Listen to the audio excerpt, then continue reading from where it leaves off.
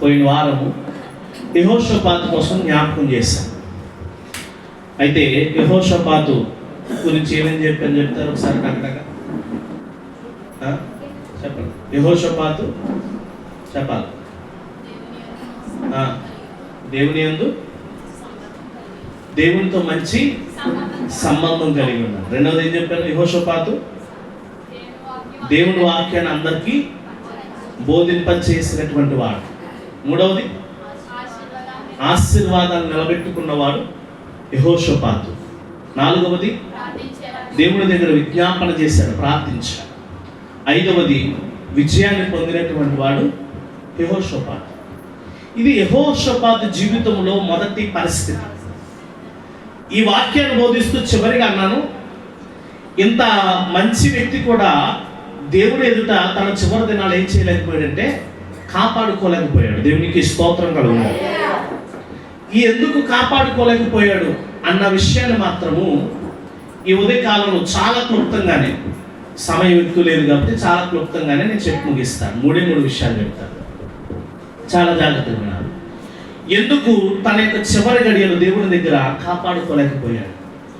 చాలా మంది దేవుని ఎరిగినప్పుడు, యేసుక్రీస్తుని నమ్మినప్పుడు, యేసుక్రీస్తు సొంత రక్షకునిగా అంగీకరించి బైబిల్ చెప్తున్నటువంటి తండ్రి కుమార పరిశుద్ధాత్మ నామములో బాప్తిసం తీసుకున్న తర్వాత వారికి ఉన్నటువంటి మొదట ఉత్సాహము, మొదట ఉజ్జీవం, మొదట వారికి ఉన్నటువంటి ఆ యొక్క గొప్ప ఆ యొక్క ఆత్మీయ స్థితి తర్వాత ఏమైపోతుందంటే తగ్గిపోతుంది. తర్వాత ఏమైపోతుందండి అంటే ఇంకో రకంగా చెప్పుకోవాలంటే మొదట ఉన్నటువంటి యెహోషాపాతు లాగే మంచి సంబంధం దేవునితో కలిగి ఉంటాం, వాక్యాన్ని నలుగురికి ప్రకటన చేసేస్తాం, దేవుని ఇచ్చిన ఆశీర్వాదాలు నిలబెట్టేసుకుంటాం. ఏ కష్టం వచ్చినా, ఇబ్బంది వచ్చినా, ప్రభు ఇది నేను పోరాడాలని యుద్ధం చేసేస్తాం. యుద్ధం చేయడానికి దేవుడి దగ్గర ప్రార్థన చేసేస్తాం, విజ్ఞాపన చేస్తాం. దేవుడు ఇచ్చేటువంటి విజయాన్ని అంతటినీ కూడా మనం ఏం చేసుకుంటాం? పోగేసుకుంటాం, విజయం సంపాదిస్తాం. సంపాదించిన తర్వాత మనము మన భక్తి విషయంలోనే కాదు, మన ప్రవర్తన విషయంలోనే కాదు, మన క్రైస్తవ జీవితము కూడా చివరికి వెళ్ళిపోయేటువంటి పరిస్థితులు ఏమవుతుందంటే ఈ భక్తిని, ఈ యొక్క దేవుని దగ్గర ఉన్నటువంటి యథార్థతను మనం ఏం చేయలేకపోతున్నాం అంటే కాపాడుకోలేకపోతూ ఉన్నాం. ఏం చేస్తున్నామండి? ఇది చాలా బాధాకరమైనటువంటి విషయం. అందుకే ఇటువంటి పరిస్థితుల్లోనూ సంఘం ఉంటా, సంఘంతో అంటున్నాడు, సంఘమా ఎఫీసీ సంఘంతో అంటున్నాడు, నువ్వు చేసే క్రియలు బాగున్నాయి, నువ్వు చేసే పనులు బాగున్నాయి, నీ ప్రవర్తన అంతా కూడా బాగానే ఉంది, అంతా కూడా చాలా చక్కగానే ఉంది, కానీ నీ మీద ఒక నేరం నేను మోపాల్సి వచ్చింది. ఏంటా నేరము? మొదట నీకున్నటువంటి ప్రేమ నువ్వేమైపోయావు? కోల్పోయావు. చెప్పండి. మొదట నీకున్నటువంటి ప్రేమ ఏమైపోయావు? మనం అంతే. మొదట్లో ఉన్నటువంటి భక్తి తర్వాత ఏమవట్లేదు, ఉండట్లేదు, ముదిరిపోతున్నాం. ఒక్కోసారి అంటాం కదా, జాతి పెట్టలు అయిపోతున్నాం, ముదిరిపోయిన జాతి పెట్టలు. భక్తి ఎక్కువ పెరిగిపోతుంది మనకి. యెహోషాపాతు జీవితంలో కూడా దేవుడు ఎంత విజయం ఇచ్చాడు, ఇంత ఘనత ఇచ్చాడు. ఇంత గొప్ప పరిస్థితుల్లో యెహోషాపాతును దేవుడు నియమించుకున్న తర్వాత, దేవుడు అట్టి ఆశీర్వాదాలు ఇచ్చిన తర్వాత మళ్ళా యుద్ధానికి వెళ్ళాడు. నేను చివరిలో చెప్పాను కదా, అమేరికలతో వీరితో యుద్ధం చేసినప్పుడు విజయాన్ని పొందుకున్నాడు. ఇంత పొందుకున్నటువంటి వాడు ఎందుకు తన జీవితాన్ని చివరిగా దేవుని దృష్టికి చెడ్డగా మార్చేసుకున్నాడు? చాలా మంది ఏమైపోతున్నామంటే ఎంత భక్తి చేసిన వాళ్ళు, ఎంత దేవుని సన్నిధి విడిచిపెట్టక వచ్చిన వాళ్ళు, మన చివరి దినములు ఏవైతే ఉంటాయో చూసారా, ఆ దినంలో దేవుని దృష్టికి ఎలా అయిపోతున్నామంటే చెడుతనముగా అయిపోతూ ఉన్నాం. దేవుడేమో ఆయన రాజ్యంలో నిన్ను నిందారహితముగాను, మచ్చలేని వాడిగాను, ముడతలేని వాడిగాను, పరిశుద్ధముగాను, యథార్థవంతుడిగాను, నీతిమంతుడిగాను, దేవుని దృష్టికి చాలా చక్కదైనటువంటి వధువైనటువంటి కన్యకగాను నేను చూడాలని ఆశపడితే, సంఘముగాను లేదంటే వ్యక్తిగతముగాను నువ్వేమైపోతున్నావు అంటే దేవుని దృష్టిలోని దుర్మార్గురాలుగాను, దుర్మార్గుడిగాను ఉండిపోతూ ఉన్నాం. దేవుని దృష్టిలో చెడుతనము చేసిన వారిగా మిగిలిపోతూ ఉన్నాం. కారణం ఏంటంటే యెహోషాపాతు జీవితంలో మొదట తన సాంగత్యము సరిగా లేదు. చివరి దశలో తన సాంగత్యం ఎలా లేదండి? మీకు జ్ఞాపకం చేశాను. నేనేమన్నానంటే దేవుని దగ్గర విజ్ఞాపన చేసేవాడు అని చెప్పాను కదా. చేసినప్పుడు అప్పుడు చరిత్ర చెప్పాను, అక్కడ జరిగిన సంభాషణ చెప్పాను. మళ్ళీ అదొకసారి మీకు జ్ఞాపకం చేస్తాను, చాలా జాగ్రత్తగా గమనించండి. యెహోషాపాతు మొదటి కారణం ఎందుకు తన యొక్క చివరి జీవితము దేవుని దృష్టికి చెడుతనంగా ఉంది అని ఆలోచన చేస్తే, మొదటిది 2వ దినవృత్తాంతాల గ్రంథము 18వ అధ్యాయం. 2వ దినవృత్తాంతాల గ్రంథము 18వ అధ్యాయం 1-2 వచనాలు కనుక మనం చదువుకుంటే, ఇది మొన్న వాక్యం చెప్పినప్పుడు కూడా దీన్ని మనం చదువుతాను. తనకు ఐశ్వర్యము ఘనతయు అధికముగా కలిగిన తరువాత యెహోషాపాతు అహాబుతో వియ్యమంది కొన్ని సంవత్సరములు గతించిన మీదట దేవునికి స్తోత్రం కలుగునుగా. చూడండి, సోమ్రోనులో నుండి అహాబు నొద్దకు పోయెను. దేవునికి స్తోత్రం కలుగునుగా. ఏమైపోయాడంట? సోమ్రోను నుండి ఎక్కడికి వెళ్ళిపోయాడంట? అహాబు యొద్దకు వెళ్ళిపోయాడు. చాలాసార్లు మన సాంగత్యము దేవునికి విరోధమైన వారితో ఉంటుంది. చాలాసార్లు మన సాంగత్యం అవుతూ ఉంటుందని చెప్పాలి. అందరూ కూడా గట్టిగా చెప్పండి. ఇలాంటి మాటలు చెప్పడానికి కష్టంగా ఉంటుంది కానీ చెప్పాలి. చాలాసార్లు మన సాంగత్యం అవుతూ ఉంటుంది దేవునికి విరోధమైన వారితో. నువ్వు రక్షించబడి నువ్వు దేవుని అంగీకరించి నువ్వు విశ్వాసంలో ఉంటూ నీ బిడ్డలు కూడా ఎక్కడ నడిపించాలా? విశ్వాసంలో నడిపించాలి. విశ్వాసంలో నడిపించాల్సింది పోయి ఈడో లేకపోతే ఈమో ఏం చేస్తుందంటే ఇప్పుడు బయట ఎవరినో ప్రేమిస్తారు. అవునా కదా?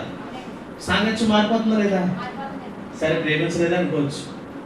తర్వాత ఏమవుతుంది? మంచి సంబంధం వస్తుంది. ఏ సంబంధం? క్రైస్తవంలో మంచి సంబంధాలు దొరకట్లేదు. మంచి సంబంధం అంటే నీ దృష్టి ఏంటో తెలుసా? ఆస్తి ఉందా? ఐశ్వర్యం ఉందా? ఇదే మంచి సంబంధం అనుకుంటున్నా. ఆస్తులు ఐశ్వర్యాలు అవకాలు ఈ రోజుల్లో. దేవునికి స్తోత్రం కలుగుతుంది. మంచి గుణము కలిగి ఉంటే మంచి ఆశీర్వాదం, మంచి బుద్ధి కలిగి ఉంటే మంచి ఐశ్వర్యం. దేవునికి స్తోత్రం కలుగుతుంది. ఈ గుణగణాలు మనం వెతకట్లేదు ఈ రోజుల్లో. రేపు ఏమన్నా అవుతే వెనకాల ఆస్తి ఉంటుంది కదా అని చూస్తున్నాం. ఆస్తి నీ జీవితంలో అక్కడికి రాదు కదా, నీ సమాధానం వస్తుందేమో. మహా అయితే నీకున్న ఆస్తుని బట్టి బంగారు బిడ్డలోకి పాతి పెట్టచ్చు. తర్వాత ఏమవుద్ది? పురుగు పట్టాల్సిందే నీ బాడీ. నువ్వు తిరిగి మళ్ళీ ఎందుకు కలుసుకోవాలి? మట్లు కలుసుకోవాల్సిందే. చాలా మంది చేసేటువంటి పెద్ద తప్పు ఏంటంటే, దేవుని ఎరిగినటువంటి నీవు నీ బిడ్డల కోసం ప్రార్థించడం మానేసి ఏవేవో బాగున్నాయని చెప్పి అన్యజనులతో తిరిగి నీ సాంగత్యాన్ని ఏం చేసుకుంటావు? నువ్వు బలపరుచుకుంటున్నావు. అది దేవుని దృష్టికి నీ చివరి గడియల్లో ఎలా ఉంటుందంటే విరోధముగా తయారైతుంది. అది దేవుని దృష్టికి చెడుతనము చేసే విధముగా ఉంటుంది. కారణం ఎందుకు అందుకోవద్దు అంటున్నాడంటే, అహాబు ఎవరో తెలుసా? యెజబెల్ యొక్క భర్త. యెజబెల్ ఎవరో తెలుసా? దేవుని ప్రవక్తలు సైతము సవాలు చేసింది. ఒరే, నిన్ను కూడా పొద్దున రక్తం కార్పిస్తాను అన్నటువంటి సవాలు చేసినటువంటి యెజబెల్ యొక్క భర్త అహాబు. ఎప్పుడు మీకు మాట చెప్తాను, గుర్తుపెట్టుకోండి. భార్య భర్తల మధ్యన భర్త ఎటువంటివాడైనా కానీ భార్య గౌరవించి మాట్లాడగలరా?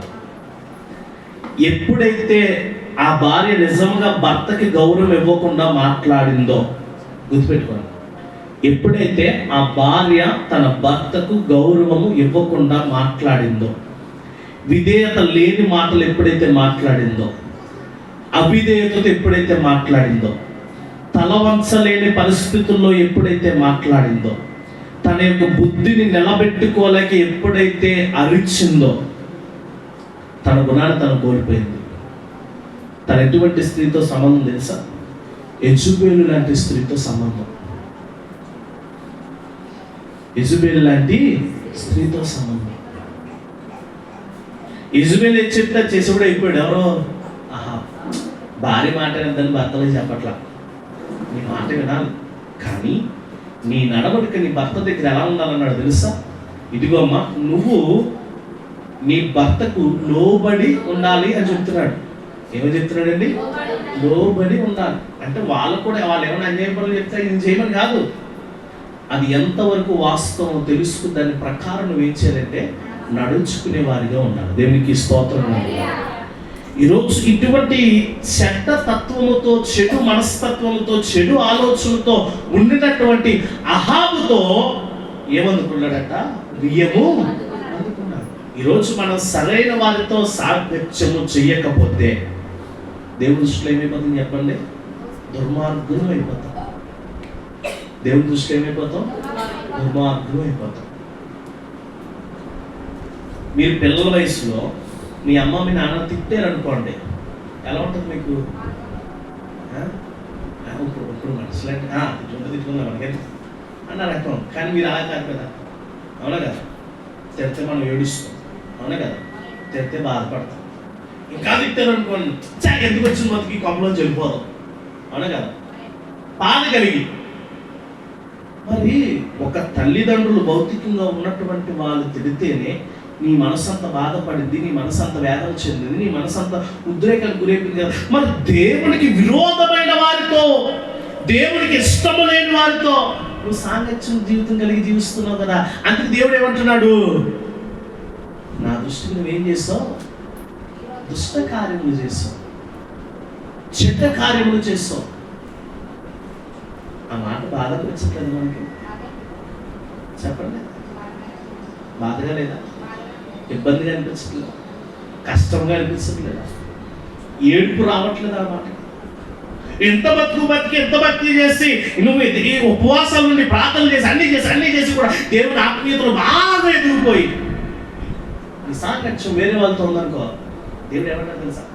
నువ్వు నా దృష్టికి విరోధంగా ఉన్నావు, నువ్వు నా దృష్టికి చెడుతనం చేస్తావు అని అంటే ఎలా ఉంటుంది చెప్పండి? బాధగా ఉంటుంది. గుర్తుపెట్టుకోండి, యెహోషాపాతు తన జీవితంలో చివరి గడియల్లో దేవుని దృష్టికి చెడ్డగా ఉండటానికి కారణం ఏంటండి? సరైన సాంగత్యము తన చేయలేదు. రెండో కారణం చెప్తాను. రెండో కారణం ఇదే గ్రంథం 20వ అధ్యాయం, ఇదే గ్రంథము 20వ అధ్యాయం 35వ వచనాన్ని ఒకసారి మనం చదువుదాం. 35వ వచనం. ఇది అయిన తరువాత యూదా రాజని యెహోషాపాతు మిక్కిలి దుర్మార్గముగా ప్రవర్తించిన ఇశ్రాయేలు రాజైన అహజ్యాతో స్నేహం చేశాను. మొదటిది తన సంబంధాన్ని దేవుడికి విరోధముగా ఉన్న వారితో ఏర్పాటు చేసుకుంటూ ఇప్పుడు ఆయన కొడుకైనటువంటి అహజ్యాతో ఏం చేస్తున్నాడు? స్నేహం చేస్తున్నాడు. దేవుడు ఏమంటున్నాడు అహజ్యా కోసము? దేవుడు ఏమంటున్నాడంటే అహజ్యా కోసము మిక్కిలి దుర్మార్గముగా ప్రవర్తించిన ఇశ్రాయేలు రాజు అయినటువంటి అహజ్యా అంటున్నాడు. ఎలా ప్రవర్తించాడంటండి? దుర్మార్గంగా ప్రవర్తించేవాడండి ఈ అహజ్యా అనేటువంటి రాజు. చాలాసార్లు మనం ఏం చేస్తున్నామంటే దేవుడికి విరుద్ధంగా దుర్మార్గ పనులు చేస్తారు కదా, వాళ్ళతో స్నేహం చేస్తూ ఉంటాం. అటువంటి వాళ్ళు ఎలాంటో తెలుసు? సింపుల్గా పెద్ద పెద్ద మాట్లాడట్లేదు, సింపుల్ మాట చెప్తారు. గుడికి వాళ్ళకి అంటారు చూసావా? దుర్మార్గుడే. ఉపాసం అంటే ఉపాసం నీకు అంటారు చూసావా? దుర్మార్గుడే. కొత్త పాట పాడాలంటే పాత పాట కూడా పాడచ్చు అంటారు చూసావా? దుర్మార్గుడే. వీరితో నీకేముండకూడదు? స్నేహం ఉండకూడదు. ఏముండకూడదండి? స్నేహం ఉండకూడదు.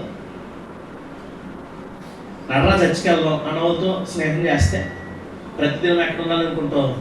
దేవుని సన్నిధిలో ఉండాలనుకుంటాం, అవునా కదా? నడర ప్రార్థిద్దాం అనుకున్న వాళ్ళతో స్నేహం చేస్తే రోజు అరగంట ప్రార్థన కాస్త గంట అవుతుంది, అవునా కదా? నడర మంచి పాట పాడాలి, కొత్త పాట నేర్చుకుందాం అనుకున్న వాళ్ళతో స్నేహం చేస్తే మంచి మంచి పాటలు దేవుని కోసం పాడే కృపే కాదు, రాసే కృప కూడా నీకు అనుగ్రహిస్తాడు. దేవునికి స్తోత్రం కలుగుతుంది. మంచిగా వాక్యం చదివే వాళ్ళతో స్నేహం చేస్తే తప్పులు లేకుండా తరువుగా దేవుని వాక్యం చదివేటువంటి కృపనికి అనుగ్రహించబడుతుంది. మన స్నేహం ఈరోజు ఎలా ఉంటుందంటే దేవుని దృష్టికో దేవునికి దుర్మార్గపు పనులు చేసే వారితో నీ స్నేహము అంటే వారిని దేవుడు ఏమన్నాడు తెలుసా? వారు గాలికి చెదరగొట్టు పొట్టు వలె ఉందురు. వారి జీవితాలు ఎలా ఉంటాయి చెప్పండి? స్థిరత్వం ఉండదు వారి జీవితంలో. ఎగిరిపోతారు, కనిపించరు, కనుమరుగైపోతారు. గుర్తుపెట్టుకో. ఎందుకు చెప్తున్నానంటే ముందు తన సంబంధం కలిగి ఉన్నాడు కదా యెహోషాపాతు. ఆ మంచి సంబంధం కలిగి లేనప్పుడే దేవుడు హెచ్చరించాడు. అప్పుడు అహాబుతో సాంగత్యం ఏర్పాటు చేసుకున్న తర్వాత అహాబు ఏం చేశాడంటే ఒక మాట అన్నాడు. ఇదే పోయిన వారు కూడా చెప్పి మళ్ళీ జ్ఞాపకం చేస్తున్నాడు. యుద్ధానికి వెళ్తే నా వారు నీ వారు కదా, నీ వారు నా వారు కదా, నడిచి నేను వస్తాను, యుద్ధానికి వెళ్ళిపోతానని తయారైపోయాడు యెహోషాపాతు. అహాబుతో పాటు రామద్దులలో ఉన్నటువంటి వారిని ఎదిరించడానికి వెళ్ళిపోయారు. వెళ్ళిపోయినప్పుడు దేవుడు ప్రవక్త చెప్పాడు. ఏమని చెప్పాడంటే అహాబుతో అన్నాడు, నువ్వు నాశనం అయిపోతావు, ఇశ్రాయేలుకి నాయకుడు లేకుండా పోతాడు అని చెప్పినప్పుడు ఆ మీకాయేలు యొక్క ప్రవచనము ఇది అబద్ధమైన ప్రవచనముగా ఎంచి మీకాయేలు అక్కడి నుంచి కొట్టి పంపించేశాడు. ఎవరో అహాబ్. అయితే యెహోషాపాతు అప్పటికైనా బుద్ధి రావాలి. యెహోషాపాతే దేవుడి దగ్గర విచారం చేద్దాం అన్నాడు. విచారం చేసినప్పుడు దేవునికి సంబంధించిన ప్రవక్త వచ్చి మంచి మాట చెప్పినప్పుడు వినాలి. వినడం మానేసి అతను పంపించేసినప్పుడు ఇప్పుడు అహాబ్ ఏమంటాడు తెలుసా? చూడ ఎటువంటి స్నేహితులు సంబంధాలు నీ దగ్గర ఉంటాయి, గుర్తుపెట్టుకు. అందుకు చెప్తున్నాడు. ఏమన్నాడు తెలుసా? నువ్వు రాజ్య వ్యాసంలోనే రా, అంటే నువ్వు రాజ్య వస్త్రములతోటే రా, నేను మాత్రం ఏం చేస్తానంటే మారు వ్యాసం వేసుకుంటాను. ఇటువంటి వాళ్ళు అంటారు తెలుసా మీకు? మళ్ళీ ఏమో ఎందులో దోహేస్తారు, గోదలో దోహేస్తారు. అది మాత్రం ఎక్కడ ఉంటాడు? కానీ గుర్తుపెట్టుకో, దేవుడిని అప్పుడు కూడా నీ పక్షాన్ని దేవుడు ఉంటాడు. దేవునికి స్తోత్రం కాదు. యెహోషాపాతు పక్షాన్ని ఉన్నాడు దేవుడు అప్పుడు కూడా. ఇప్పుడు అహాబ్ అన్నాడు, నేను మారు వ్యాసం వేసుకుంటాను, నువ్వు రాజు కదా, ఈ రాజుకి వెళ్ళిపోతాడు, యుద్ధం చేస్తాడు. ఈ రామేత్తులో అనేటువంటి వారు ఈ సైన్యం అంతా వచ్చేసి దగ్గరికి వచ్చి, ఇది ఇశ్రాయేల్ రాజు కాదు, మనం చంపాలనుకుంటుంది ఎవరినే? ఇశ్రాయేల్ రాజు. ఇప్పుడు ఇది ఎవరు కాదు, ఇశ్రాయేల్ రాజు, కాబట్టి ఈయన చంపాల్సిన అవసరం లేదు అని యెహోషాపాతును దేవుడు తప్పించాడు అక్కడ. అప్పుడైనా బుద్ధి తెచ్చుకోవాలి కదా ఈ వ్యక్తి. అప్పటికప్పుడు తెచ్చుకున్నాడు, ప్రార్థన చేసేసాడు, విజ్ఞాపన చేసేసాడు. దేవుడు అన్నాడు, ఇదిగో దేవునికి ఇష్టం లేని వారితో నువ్వు స్నేహం చేస్తావు, అయినా నువ్వు నీ యథార్థ భక్తి కలిగి నీ ముందు ఉన్నటువంటి ప్రవర్తన బట్టి, నీ యథార్థమైన ప్రవర్తన బట్టి దేవుడు నిన్ను ఏం చేశాడు? ఆ ప్రమాదంలో నుంచి నిన్ను రక్షించాడు, కాపాడాడు అని చెప్పి చాలా క్లియర్ ఒక స్టేట్మెంట్ ప్రవక్త ద్వారా చెప్పబడింది. అదే సమయంలో అహాబ్ ఏమైపోయాడు తెలుసా? అది ఎవడో సైనికుడు బాణం గురిపెట్టాడు, ఆయనంటే గురి చూడకనే పెట్టాడంట. అది వెళ్ళిపోయి అహాబ్ వెనకాల తగిలి చనిపోయాడు. ఎందుకంటే అహాబు గతంలో దేవుడు ఉగ్రత చూడలేక ఉపవాసం ఉండి ప్రార్థన చేస్తే దేవుడు అన్నప్పుడు ఏలియా ప్రవక్త ద్వారా అన్నాడు, అయ్యా నువ్వు ఇప్పటి మట్టికి తప్పించబడతావేమో కానీ రేపన్న రోజున నీ కుటుంబం మొత్తం కూడా నీకు చావు అనేటువంటి తప్పదని ప్రవచించాడు. మరి అటువంటి ప్రవచనం గల వాటితో సంబంధం చేసుకోవచ్చు ఇప్పుడు ఈ వ్యక్తి. వాళ్ళ పాపులు, వాళ్ళ దూషులు, వాళ్ళ లోకంలో బతుకుతున్నారు, లోకరీతిగా ఉంటున్నారని నువ్వు చూస్తూ ఉన్నావు, ఎదుగుతూనే ఉన్నావు, దేవుని వాక్యం ద్వారా తెలుసుకుంటున్నావు, అయినా నీ స్నేహం ఏమవుతూ ఉంటుంది ఇప్పుడు? అటువంటి వాడు అయిపోయాడు. దేవుడు అప్పుడు తప్పించిన బుద్ధి లేకుండా మిల్లాడు కొడుకైనటువంటి అహజ్యాతో వెళ్ళి ఏం చేస్తాడంటే యెహోషాపాతు స్నేహం చేస్తాడు. ఏం చేస్తున్నాడు? స్నేహం చేస్తాడు. కారణం ఏంటో తెలుసు? ఇప్పుడు అంత స్నేహం చేయడానికి కారణం ఏంటంటే తనకి కాస్త బంగారం మీద ఏం పుట్టింది? ఆశ పుట్టింది. దేవుడు మీకు చెప్పనా, ఈ అహాబు చనిపోయిన తర్వాత అమాలేకీయులు వీళ్ళందరూ వచ్చారు, యుద్ధం చేస్తానంట. ఆ యుద్ధంలో గెలిస్తే దేవుడు విజయాన్ని ఇచ్చాడు. అదే సమయంలో దేవుడికి ప్రార్థన చేసి విజ్ఞాపన చేసి ఉపవాసం వీళ్ళందరూ మొరపెడితే దేవుడు గొప్ప జయం ఇచ్చాడు. వాళ్ళందరూ కూడా యుద్ధం చేస్తారు కానీ విజయాన్ని దేవుడు అనుగ్రహించేస్తారు. దేవుడికి స్తోత్రం కలుగుతాయి. యుద్ధం చేస్తారు కానీ విజయాన్ని ఎవరిస్తున్నారు? దేవుడు. వాళ్ళ దగ్గర నిలబడడానికి అర్హులు కాదు. 2-3 రాజ్యాలు కలిసి వచ్చేసింది వాళ్ళ మీదకి, నిలబడడానికి కూడా అర్హులు కాదు వాళ్ళు.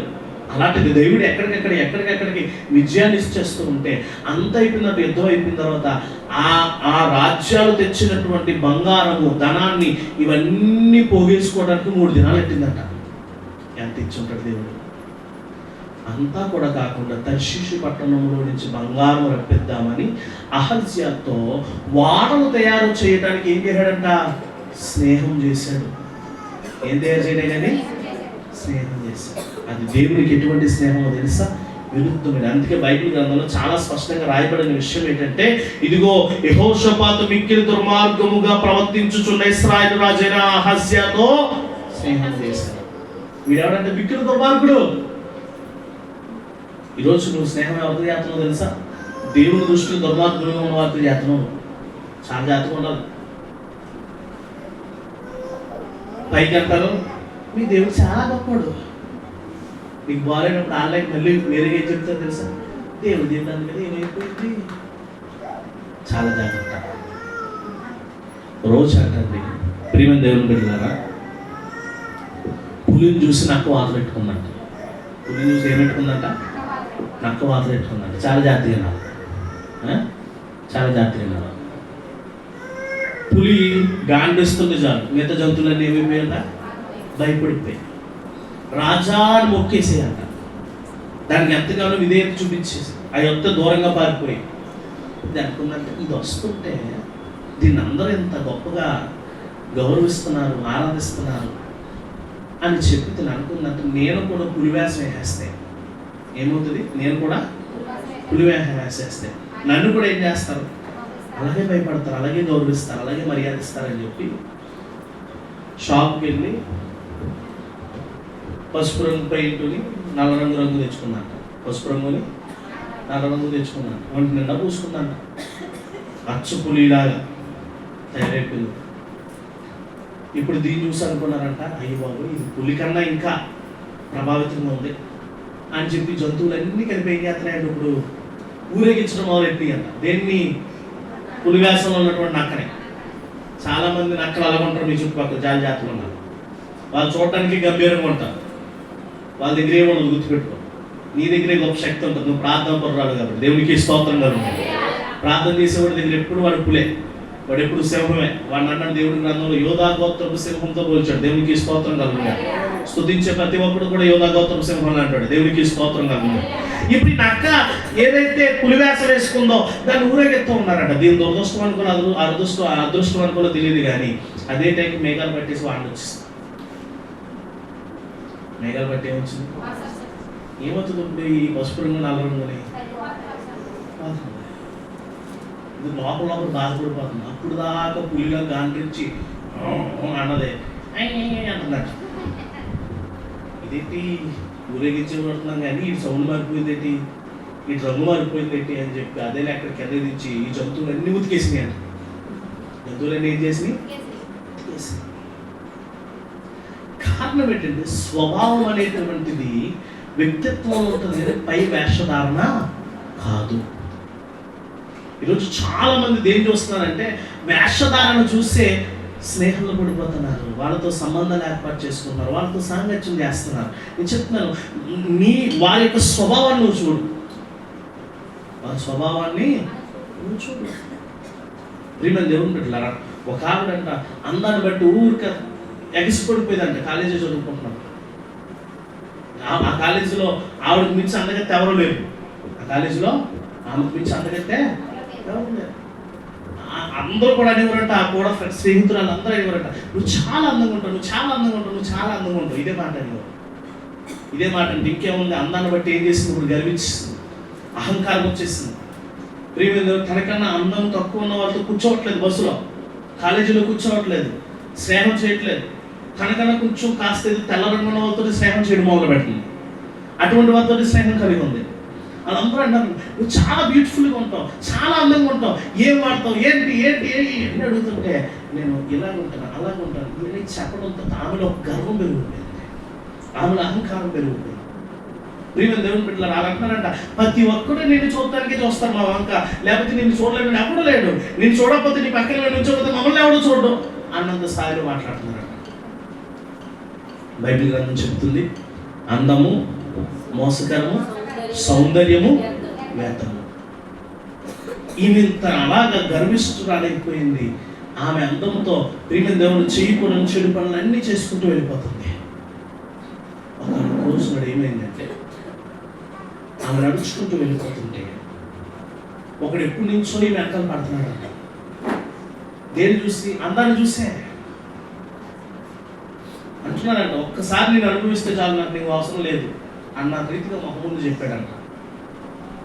వెళ్ళిపోతుంటే ఒకరోజు వెళ్తూ నడుచుకుంటూ వెళ్తూ ఆమె మీద ఏం చేశాడంటే యాసిడ్ ప్లీజ్ మొహం మీద వేసాడు. యాసిడ్ ఏం చేశాడు?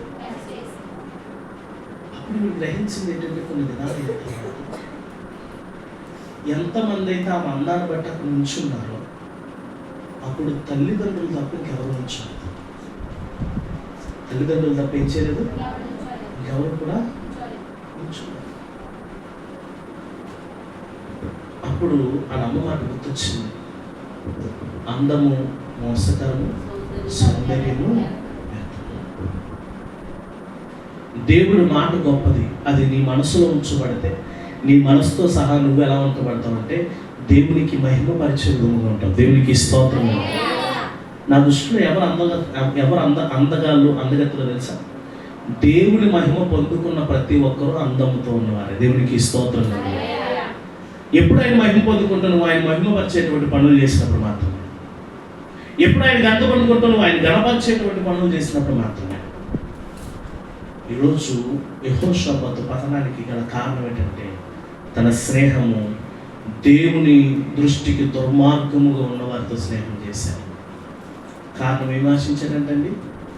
ఏవో ఇంకా ఐశ్వర్యాన్ని సంపాదించుకోవాలి. కానీ యెహోషాపాతు కోసం చూస్తే దేవుని గ్రంథం చెప్తుంది, అప్పటికే దేవుడు చాలా ధనాన్ని ఇచ్చి, చాలా ఐశ్వర్యాన్ని ఇచ్చి, బంగారాన్ని ఇచ్చి, రాజ్యాన్ని గెలిపించి దేవుడు ఆశీర్వదించాడు. అందుకే నన్ను ముందు యెహోషాపాతు మొదటి స్థితిలో తనకున్న ఒక లక్షణం ఏంటంటే తనకు ఆ ఆశీర్వాదాలు నిలబెట్టుకునేటువంటి పరిస్థితి యెహోషాపాతు.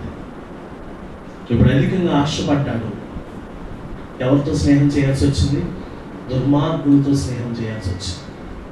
మూడవది, తన తర్వాత వారసత్వం కూడా ఏమైపోయిందో తెలుసా? దుర్మార్గంగా మారిపోయింది. చూడండి 21వ అధ్యాయం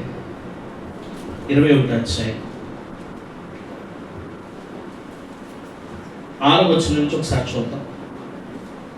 21వ అధ్యాయం 6వ వచనం. అతడు అహాబు కుమార్తెను పెళ్లి చేసుకుని అహాబు సంతతి వారిని నడిచిన ప్రకారము ఇశ్రాయేలు రాజుల మార్గమందు నడిచెను.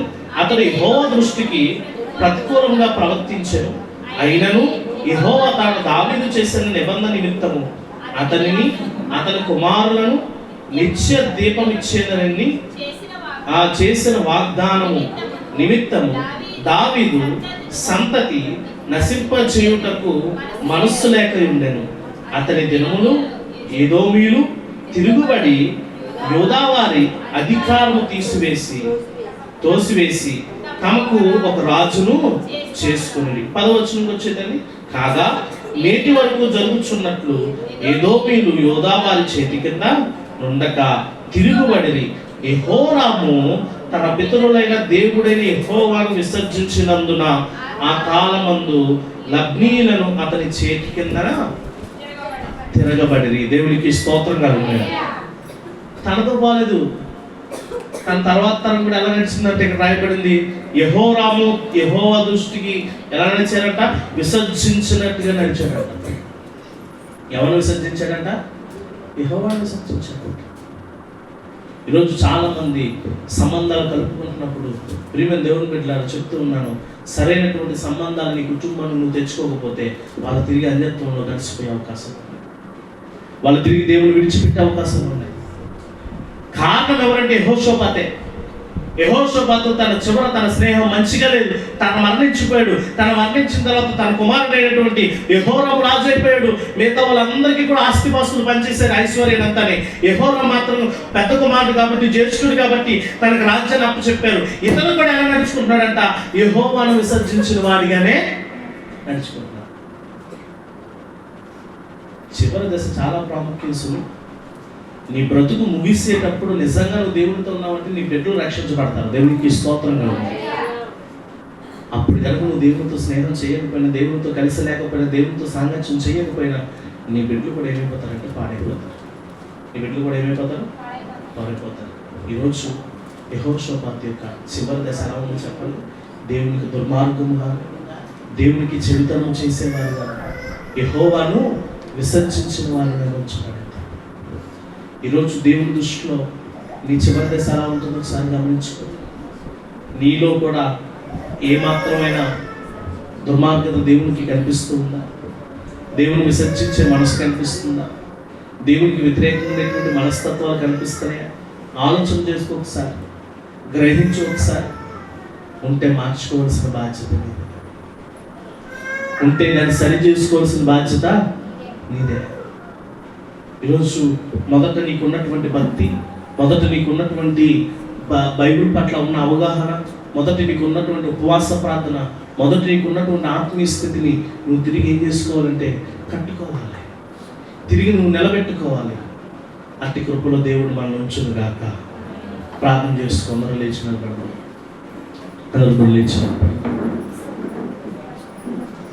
ప్రతి ఒక్కరు